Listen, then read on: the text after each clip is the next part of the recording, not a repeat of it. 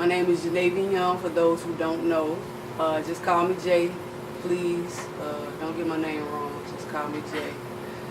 Just playing. But anyway, we're here with Dean Priest.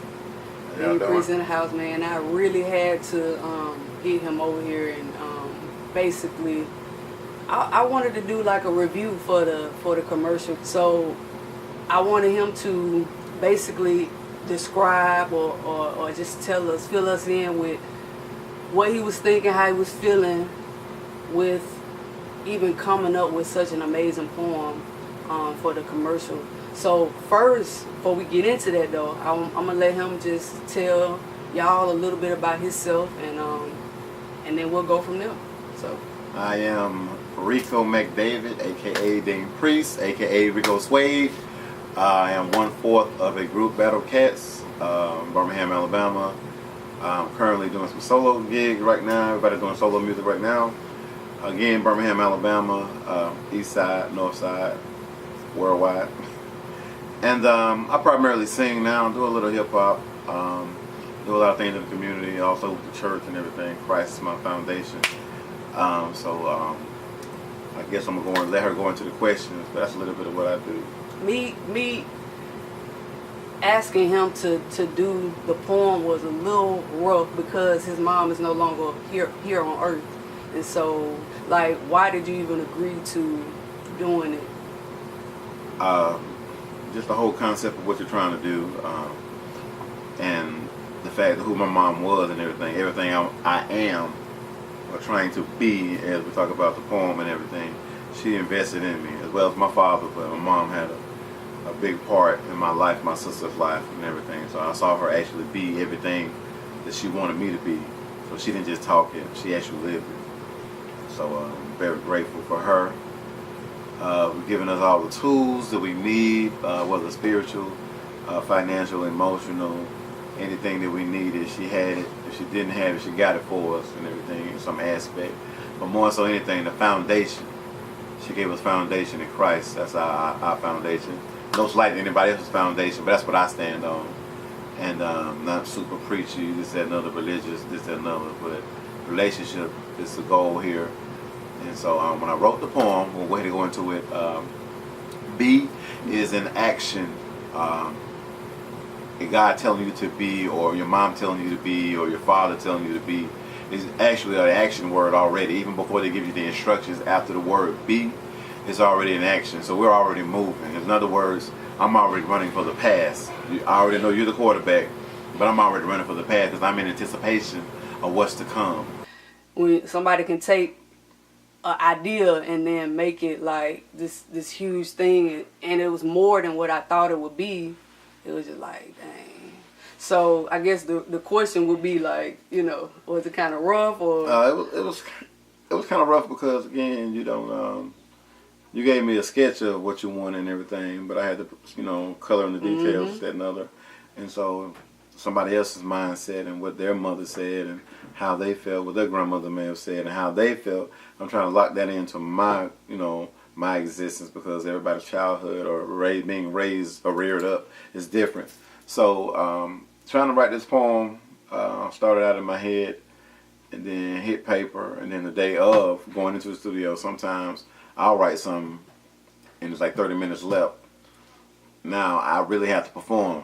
I have to really do it. It's go time. Ain't no let me stop stop the recording. So we went in there, the process, laid down some stuff. It wasn't convincing at first, and then went back in the voiceover, do it a couple times, until we get in my soul. Sometimes you have to do things over and over so you get in your soul, and we actually did it. I think it was real good. Going into like each segment, basically breaking down the second letter, also joining it with another letter, E, meaning B, right. Then coming together with from the very beginning, what God created the world, but also saying what our mothers, this, that, and other. Right. Learning how to crawl, then walk, and still being at their mercy, being fed. But in that, she's talking to you. She's talking to you in the crib. She's talking to you on the playground. She's talking to you in first grade or kindergarten. She's talking to you all the way through middle school. She's talking to you in high school. Friend selections. who are you around? Be aware of that. You know, what are you taking in? Whether you're seeing it or listening to it or even speaking it. I think there's a part in the song, or actually a poem that I sung, I Want to Be. And basically we talked about that coming out of the birth canal. When that baby comes out, it's coming out screaming or crying, and it's just saying, I am here. I am here to be. You know what I'm saying? So y'all might as well get ready, because I'm going to shake up this world. So that was kind of that scream saying, hey, I am here. I will be everything that I'm supposed to be. And that's very significant. Sometimes we're not what we're supposed to be. We're taking on something else other than who our character is. And so we have to be in the likeness of our parents and the Creator.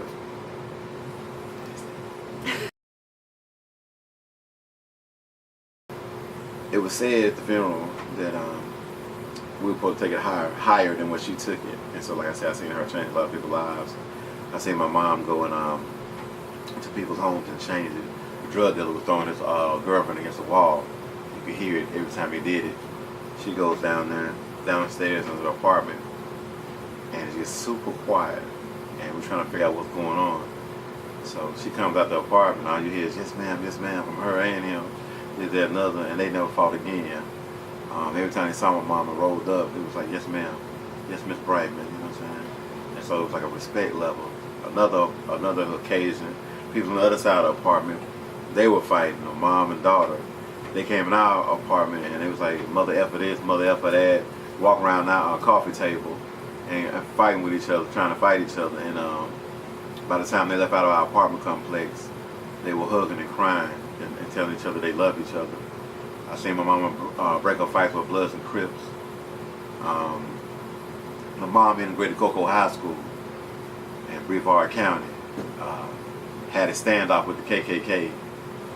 And anybody like that, I don't need to read a history book because I had it in my household. You know, so I'm a fighter at the end of the day. And everything she put in me, I got to do it. I got to have it.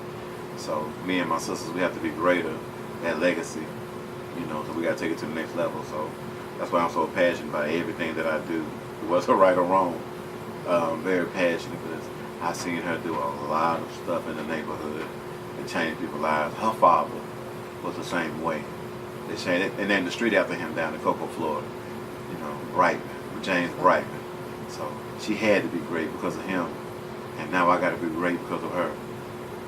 And my nephews and my children the same way. So the inspiration behind your photos, because I noticed you always put Cynthia's son. Cynthia's son is a project that I have coming out, and it's just an ode really to who I am now because of her. And if it's not so much based on her yet, that's probably one of them projects I'd be crying, paper all wet. You know what I'm saying? But I have certain songs, you know. Like the best projects come. I got one called Say that I probably give to Jay that y'all hear that rhymed on it. It's Say and Jay. It's called Say. It's just giving a background of what happened that day she passed. And on her bedside, I sung Thank You over her because I wasn't sad because she was gone. I was crying because she gave us a lot, and I just wanted to say I was thankful. And I want to tell God I was thankful that He gave me somebody who knew what to do with me. I feel like she's the only one who really understood me. And so, I said train up a child in the way that he or she should go. And when they get old, they won't depart from it. Not saying you won't do your own thing, but your soul will recognize what it is that you're supposed to be doing. Be, you know, what you're supposed to be, you know. So she gave me a lot. And so now it's time to take over. Y'all, there is no time for stagnation ever in your lifetime. Don't get too comfortable in your position. If it's not stretching you, you're not growing. Keep moving. Keep doing. Okay, you had one goal, let's go to the next goal. Do not get complacent in your lifetime. Don't get complacent in a relationship. Don't get complacent at work. Don't treat your kids just like they regular kids. They can be anything they want to be. You have to instill that in yourself and them. Self-love. Know your Creator. Know who you are. And move expeditiously. We're not put here to suffer. That ain't. Things happen, but you're either going to learn from it Well, I say both. It's gonna make you stronger, and you're gonna learn from it. It's not the kid. It's not. You know what people think is like. People like, why me? You know when things happen. Why not you? Why not? Why not?